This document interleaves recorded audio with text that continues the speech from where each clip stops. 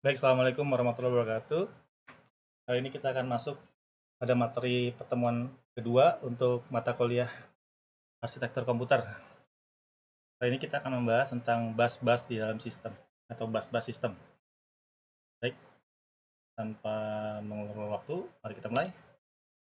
Nah, yang pertama adalah komponen-komponen komputer. Kalau kita lihat dari gambar di sini, di samping ada 3 buah bagian ya, ada CPU yang tadinya ada MAR yang merupakan alamat di dalam memori yang menentukan alamat di dalam memori untuk operasi read, write, dan selanjutnya. Kemudian ada MBR yang berisi data yang akan dituliskan ke dalam memori atau menerima data yang dibaca dari memori. Kemudian ada input output AR, kemudian ada input output BR. Nah, kemudian di sini ada modul input output, ada buffernya, ada memorinya, kemudian berisi instruksi-instruksi dan data-data. Jadi CPU pada umumnya berada dalam kontrol. CPU bertukar data dengan memori dan CPU memanfaatkan register-register internal CPU. Jadi input output buffer register atau BR ini digunakan untuk pertukaran data antara modul input output dengan CPU. Sedangkan input output AR atau address register ini menspesifikasikan perangkat input output tertentu gitu. Jadi ini ada buffer register, ini ada address register. Sedangkan PC atau program kantor adalah mencatat alamat memori di mana instruksi di dalamnya akan dieksekusi. Kemudian ada IR. IR itu berarti instruction register yang menampung instruksi yang akan dilaksanakan. Kemudian ada AC atau accumulator, ini menyimpan data sementara, baik data yang sedang diproses maupun data yang akan dihasilkan. Nah, selanjutnya ada struktur modul input output. Nah, kalau dari gambar di sini,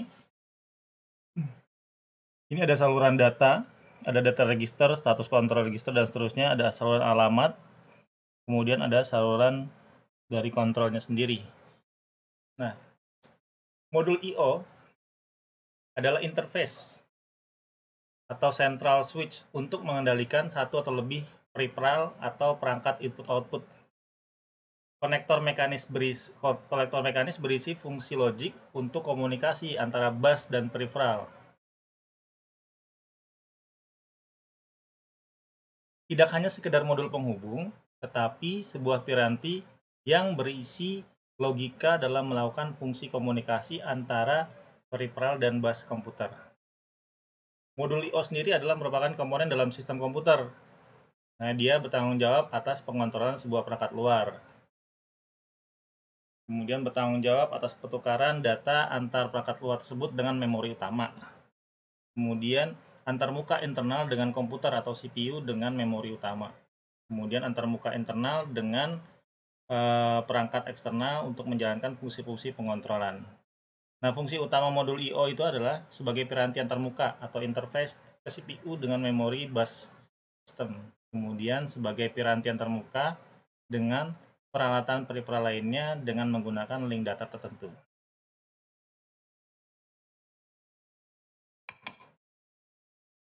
Selanjutnya ada fungsi komputer. Fungsi komputer yang paling utama adalah melakukan pemrosesan. Jadi komputer adalah sebuah sistem, sebuah kumpulan komponen-komponen.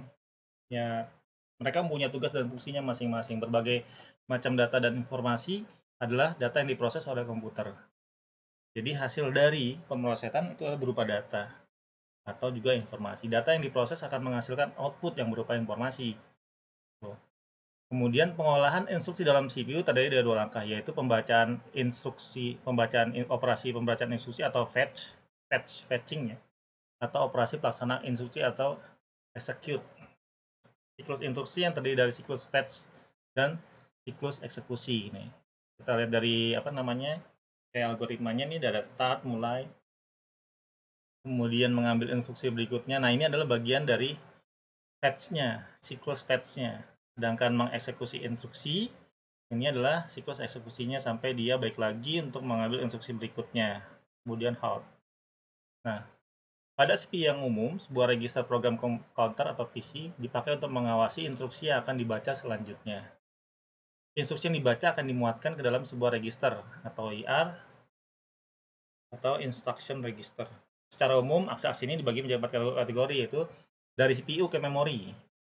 Ini berarti data dipindahkan dari CPU ke memori atau sebaliknya. Kemudian dari CPU ke modul atau perangkat input-output.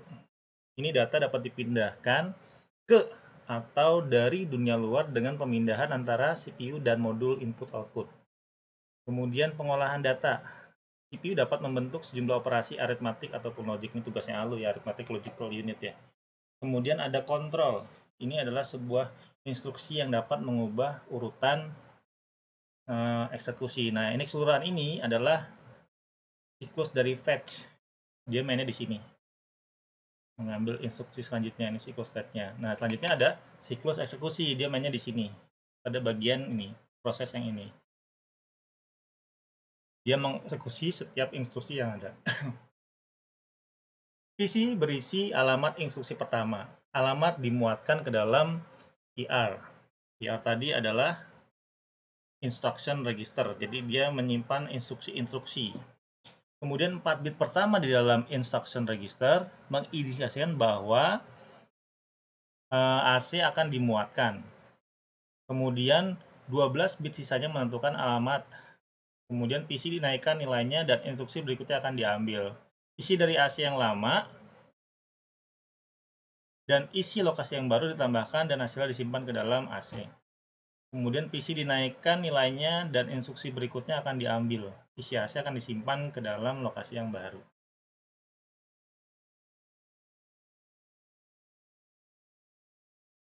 Selanjutnya adalah kelas-kelas interupsi. Nah, ini bertambah lagi nih. Tadi kan cuma ada start, kemudian mengambil instruksi, kemudian mengambil eksekusi instruksi. Nah, kalau interupsi ditolak, dia akan balik lagi ke awal. Terus bisa juga dia berhenti atau halt nih pada siklus eksekusinya. Jika instruksinya diizinkan, jadi kalau ditolak dia balik lagi ke awal, tapi kalau diizinkan dia pemeriksaan interupsi dan eksekusi interupsi. Ini adalah siklus interupsi. Tuh. Interrupt disediakan terutama sebagai cara untuk meningkatkan efisiensi pengolahan karena sebagian besar perangkat eksternal jauh lebih lambat dibandingkan prosesor. Nah, yang pertama adalah program dibangkitkan dengan beberapa kondisi yang terjadi sebagai hasil dari suatu eksekusi instruksi itu. Beberapa kondisi, jika instruksi ditolak, jika instruksi diizinkan, kemudian timer dibangkitkan oleh timer di dalam prosesor. Kemudian input-output dibangkitkan oleh input-output controller untuk memberi sinyal penyelesaian normal atau memberikan sinyal berbagai kondisi error. Kemudian hardware failure jika dibangkitkan oleh kegagalan seperti kegagalan daya atau memory parity error. Kemudian ada interrupt dan siklus interupsi. Ini yang bersama dengan yang tadi. Dengan memakai interrupt, prosesor dapat dipakai dalam mengeksekusi instruksi-instruksi lain operasi I/O yang sedang dikerjakan atau dilaksanakan. Ketika perangkat eksternal telah siap untuk dilayani, maka modul I/O untuk perangkat eksternal itu mengirimkan sinyal interrupt request ke prosesor. Prosesor menanggapinya dengan menahan operasi program yang sedang dilakukannya, mencabangkannya ke suatu program untuk melayani perangkat input-output itu, yang dikenal dengan interrupt handler, dan kembali melaksanakan eksekusi mula-mula setelah perangkat itu dilayani itu. Ini di bagian ini nih, di bagian siklus interupsi, pemeriksaan interupsi, kemudian eksekusi interupsi gitu. Jadi kalau misalkan prosesor menanggapinya dengan menahan operasi program, hal tadi ya tadi, maka dia akan balik lagi ke atas.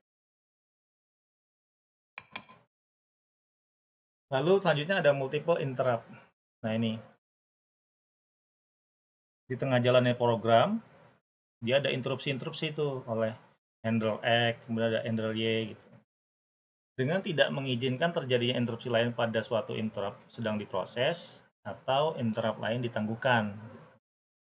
Keuntungannya adalah pendekatan tersebut cukup baik dan sederhana karena interrupt ditangani dalam urutan yang cukup ketat.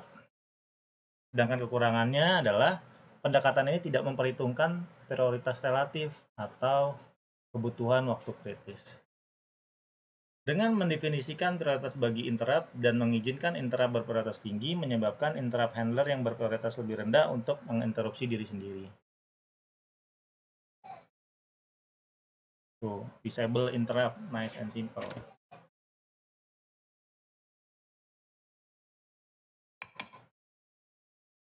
Selanjutnya ada fungsi input output. Nah, kalau kita lihat gambar di sini nih, ini adalah media untuk input output. Ini ada PS2.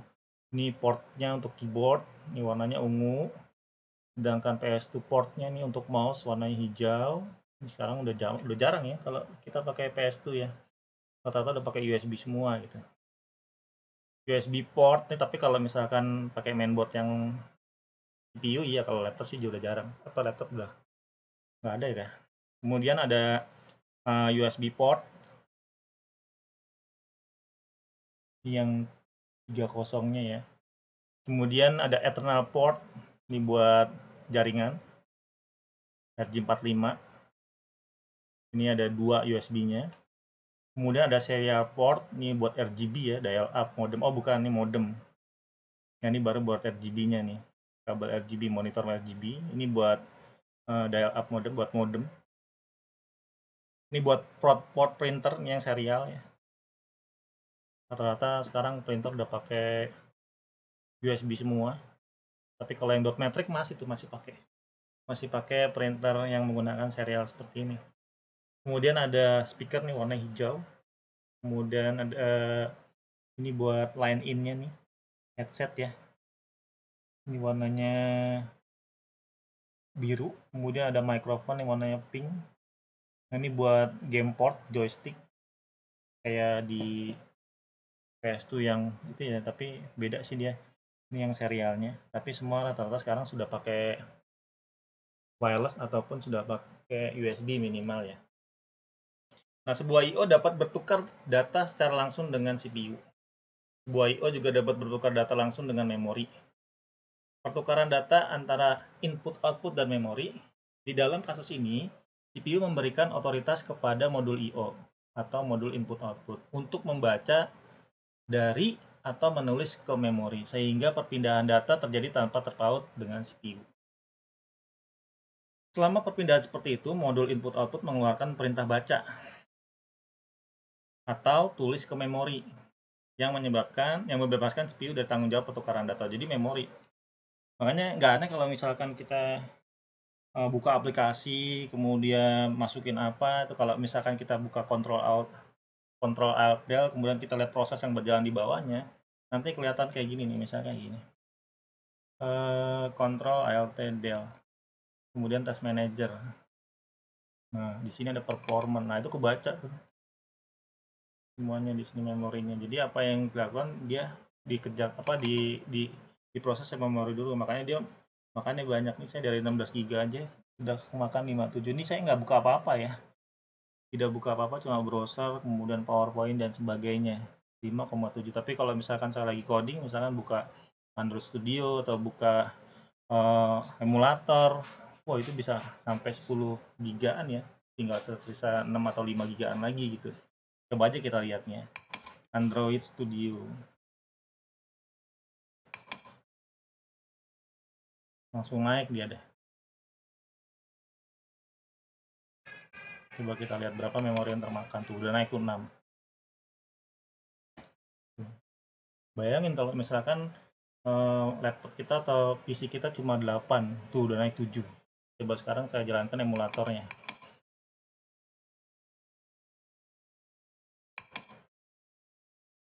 Saya jalankan emulatornya pakai yang Galaxy Nexus saja. Nah, tapi ntar dia jalan di sini nih. Tuh, ini ada emulator tuh. Coba kita lihat berapa proses yang termakan. Sudah 9,5. Luar biasa. Gitu. Jadi ya ini kan sebenarnya kan input output kan. Ini outputnya gitu dalam bentuk emulator, dalam bentuk gadget HP atau handphone gitu. Kemudian ini ada aplikasi yang dibuka.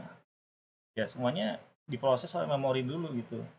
Jadi jangan kaget misalkan loh kok komputer saya tiba-tiba lemot ya, karena ada permintaan dari modul input output di mana permintaan tersebut langsung memakan memori, dan memori ketika sudah habis ya udah nggak bisa ngapa-ngapain, kayak otak tuh udah tanang, udah panas gitu. Tuh lihat sekarang sudah 9,5 giga dari 15 GB gitu. Makanya 16 ini udah standar ya kalau untuk belum saya kalau main PES atau main game ini bisa lebih besar lagi gitu. Dan ini panas biasanya. Makanya kalau apa namanya di setiap komputer nih saya pegang panas sekali. Biasanya suka ada ini nih. Apa gaming center nih punyanya si itu. Ini kalau misalkan ini udah panas sekali nih. Ini saya pakai kipas ya. Temperaturnya nanti tuh. Temperaturnya udah parah di atas 58. Oke, lanjut. Pertukaran data. Nah, kemudian memori, kemudian selama pemindahan itu modul itu mengeluarkan perintah baca, kemudian operasi seperti ini disebut dengan DMA atau Direct Memory Access. Lanjut, struktur interkoneksi. Nah, ini kita lihat ada CPU, ada memori, ada input dan output. Ini otaknya, ini memorinya. Ramen tadi ini input outputnya gitu. Input itu bisa macam-macam ya, bisa bisa mouse, bisa keyboard. Itu untuk inputnya, kemudian outputnya bisa monitor, bisa tadi emulator, handphone tadi. Kemudian interkoneksinya bisa kontrol bus, other bus, data bus, dan seterusnya. Ini ada sistem busnya. Komputer terdiri dari CPU, memori, dan input-output. Kemudian komponen bus atau lintasan yang menghubungkan berbagai modul disebut dengan struktur interkoneksi. Interkoneksi. Struktur interkoneksi harus mendukung jenis perpindahan berikut ini. Yang pertama adalah memori ke CPU.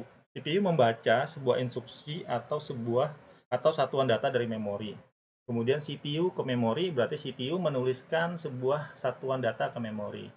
Kemudian yang ketiga ada input output ke CPU. CPU membaca data dari perangkat input output melalui sebuah modul input output. Tadi seperti misalkan mouse, kemudian aplikasi segala macam. Kemudian CPU ke input output. CPU mengirimkan data ke perangkat input output, dan terakhir adalah input output ke memori atau memori ke input output. Pada kedua kasus ini, sebuah modul input output diizinkan untuk dapat bertukar data secara langsung tanpa melalui CPU dengan menggunakan direct memory access.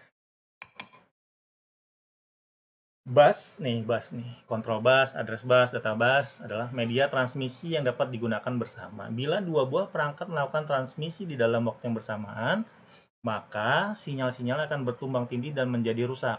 Berarti harus hanya satu buah perangkat saja yang akan berhasil melakukan transmisi pada satu saat tertentu. Jadi mereka tidak bisa bareng-bareng, jadi satu persatu. Strukturnya adalah bus yang menghubungkan komponen utama sistem, yaitu CPU, memori atau input output disebut dengan bus system. Nih, bus system ada control bus, ada bus sama data bus. Biasanya bus system terdiri 50 sampai 100 saluran yang terpisah. Klasifikasi bus. Bus diklasifikasikan menjadi 3 kelompok. Ada saluran alamat tuh, address bus. Ini digunakan untuk menandakan sumber atau tujuan data pada bus data. Kemudian ada saluran data atau data bus. Ini memberikan lintasan bagi perpindahan data antara dua modul sistem. Saluran ini secara kolektif disebut bus data. Yang terakhir adalah ini, control bus. Digunakan untuk mengontrol akses ke saluran alamat dan penggunaan data dan saluran alamat. Elemen-elemen rancangan bus. Ini elemen-elemennya nih. Local bus, system bus, local bus prosesor ke kace, kemudian kalau sistem bus memori ke kace atau bridge-nya. Kemudian ada grafiknya, ada videonya, ada LAN-nya, jaringannya nih, high speed busnya. Kemudian ada fax ini untuk outputnya, expansion bus interface, ada modem serial nih. Metode arbitrasi tersentralisasi. Tersentralisasi maksudnya adalah sebuah perangkat hardware atau pengontrol bus arbiter bertanggung jawab atas alokasi waktu pada bus. Kemudian yang dimaksud dengan terdistribusi adalah tidak terdapat pengontrol sentral, tetapi setiap modul terdiri dari akses kontrol logik dan modul-modul yang bekerja sama untuk memakai bus bersama-sama. Kemudian ada timing. Ini kalau lanjutannya tadi itu ada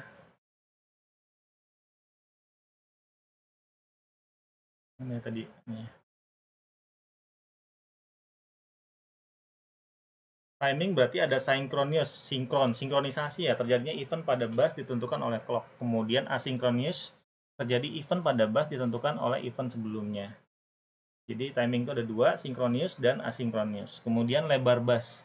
Semakin lebar bus data, semakin besar bit yang dapat ditransfer pada suatu saat. Kemudian semakin lebar bus alamat, semakin besar range lokasi yang dapat direferensi. Jenis transfer data. Nah, kalau kita ngomongin transfer data, Ya banyak macam-macam ya di sini, ada berupa hard disk eksternal, kemudian ada flash disk, ada memory card, kemudian ada apa namanya juga buat readernya, memory card reader, kemudian ada hard disk eksternal juga. Internal ya, ini internal nih, hard eksternal, kemudian ada flash disk, Nah, jenis-jenis transfer data pertama adalah RAID. Jadi yang seperti kita ketahui kan sebenarnya kalau zaman dulu kan kita mikirnya semua flash disk itu sama ya. Yang namanya flash disk ya flash disk, ternyata beda. Beda harga, beda kecepatan, kemudian beda penyimpanan, segala macam gitu. Bahkan sekarang kemarin kita sudah bahas di pertemuan sebelumnya, di materi pertemuan pertama, tentang hard disk saja sekarang sudah beda gitu. Jadi kita punya laptop atau komputer bagus gitu kan, tapi cuma pakai HDD atau hard disk biasa gitu yang pakai piringan. Ya, ya lemot gitu. Walaupun sudah, karena di pengalaman saya kemarin waktu pakai Asus VivoBook itu, dia memorinya udah saya tambahin, awal bawaannya 8 giga gitu, terus kemudian saya tambahin 8, jadi 8 lagi jadi 16 pakai 2 soket gitu. Kemudian 16 terus udah pakai i7, udah kenceng banget, cuma ya karena memang harddisknya masih HDD akhirnya tetap pengaruh, lambat gitu. Tapi setelah saya kanibal, saya apa namanya, akalin sesuai dengan yang saya baca atau lihat di YouTube, kemudian si apa namanya, di DVD RW-nya saya cabut, saya pasang dengan menggunakan casing, terus saya masukkan apa namanya, SSD, nggak perlu gede-gede, 256 juga udah cukup, bisa buat nyimpen Windows, Office, aplikasi-aplikasi kayak Android Studio, PES bahkan bisa. Itu udah jauh beda, lumayan cepet gitu. Jadi sekarang ya kalau mau cepet ya hard disk sistemnya ya. Kalau data terserah yang mau pakai HDD atau tidak, tapi kalau hard disk sistemnya yang buat install Windows-nya sama apa aplikasi-aplikasi lainnya itu diusahakan pakai SSD lah, nggak usah terlalu gede, 1 TB nggak usah, yang penting minimal aja 256 gitu, tapi jangan 128 kekecilan ya. Kemudian sama RAM-nya digedein jadi 16 gitu, jadi ketika ngebuka ngebuka aplikasi-aplikasi jadi lumayan lumayan apa namanya, tuh ini masih bergerak di 9 saja nih memorinya nih dari 16. Bayangin kalau saya cuma 8 udah kolaps ini laptop gitu. Kemudian apa namanya, write master menaruh data pada bus data begitu alamat stabil dan slave mempunyai kesempatan mengetahui alamat gitu. Kalau read hanya untuk membaca, write untuk menulis. Kemudian read, modify, write. Jenis operasi read yang diikuti operasi write ke dalam alamat tujuan yang sama untuk melindungi sumber daya memori yang dapat dipakai bersama dalam multiprogramming. Kemudian read after write, operasi yang tidak dapat dibagi yang berisi operasi write diikuti operasi read dari alamat yang sama. Sedangkan block terakhir adalah sebuah siklus alamat diikuti oleh n siklus data. Bus PCI atau Peripheral Component Interconnect tahun 90 merupakan bus nih gambarnya ya. Ini adalah merupakan bus yang tidak tergantung prosesor dan berbandwidth tinggi yang dapat berfungsi sebagai bus mezzanine dan bus berkecepatan atau bus berkecepatan tinggi. Mezzanine adalah bus berkecepatan tinggi yang sangat terintegrasi dengan sistem. Kemudian ada Future Bus Plus. Ini adalah standar bus asinkron yang berkinerja tinggi. Syarat-syarat Future Bus adalah tidak tergantung pada arsitektur, prosesor, dan teknologi tertentu. Memiliki protokol transfer asinkron dasar. Kemudian mengizinkan protokol tersinkronisasi pada sumber untuk kebutuhan opsional. Tidak berdasarkan pada teknologi tercanggih. Kemudian terdiri dari protokol-protokol paralel, terdistribusi penuh, dan aplikasi yang mendukung baik protokol circuit switch maupun protokol split transaction. Kemudian menyediakan dukungan bagi sistem-sistem yang fault tolerant dan yang memiliki reliability tinggi. Kemudian menawarkan dukungan langsung terhadap memori berbasis cache yang dapat digunakan bersama. Terakhir, memberikan definisi transportasi pesan yang kompatibel. Sedangkan perbedaannya adalah antara PCI dan feature bus. Kalau PCI itu ditujukan bagi implementasi murah yang membutuhkan bidang fisik yang minimal. Sedangkan feature bus dimasukkan untuk memberikan fleksibilitas tinggi dan fungsional yang luas untuk memenuhi kebutuhan berbagai sistem yang berkinerja tinggi, terutama sistem-sistem yang mahal. Selesai. Terima kasih, sampai ketemu lagi di pertemuan selanjutnya. Assalamualaikum warahmatullahi wabarakatuh.